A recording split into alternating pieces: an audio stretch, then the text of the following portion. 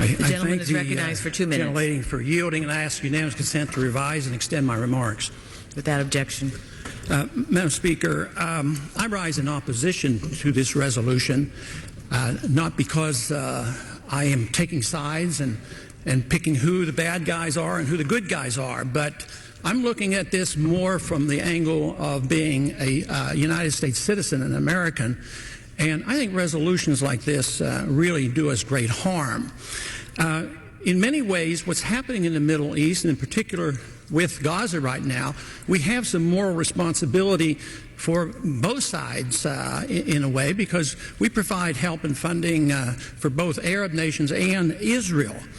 And so we definitely have a moral responsibility, and especially now today, the weapons being used to kill so many Palestinians are American weapons, and American funds essentially are being used for this.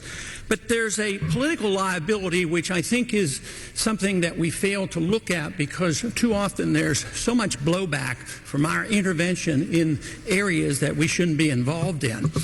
You know, Hamas, if you look at the history, you'll find out that Hamas was encouraged and really started by Israel, because they wanted Hamas to counteract Yasser Arafat. And you say, well, yeah, that was better then and served its purpose, but we didn't want Hamas to do this. So then we as Americans say, well, we have such a good system, we're going to impose this on the world. We're going to invade Iraq and teach people how to be Democrats. We want free elections. So we encourage the Palestinians to have a free election. They do, and they elect Hamas. So we first, indirectly and directly through Israel, help establish Hamas. Then we have election. Then Hamas becomes dominant, so we have to kill them. You know, it just doesn't make sense. During the 80s, you know, we were allied with Osama bin Laden. And we were contending with the Soviets. It was at that time our CIA thought it was good if we radicalized the Muslim world. So we financed the madrasa schools to radicalize the Muslims in order to compete with the Soviets. There's too much blowback.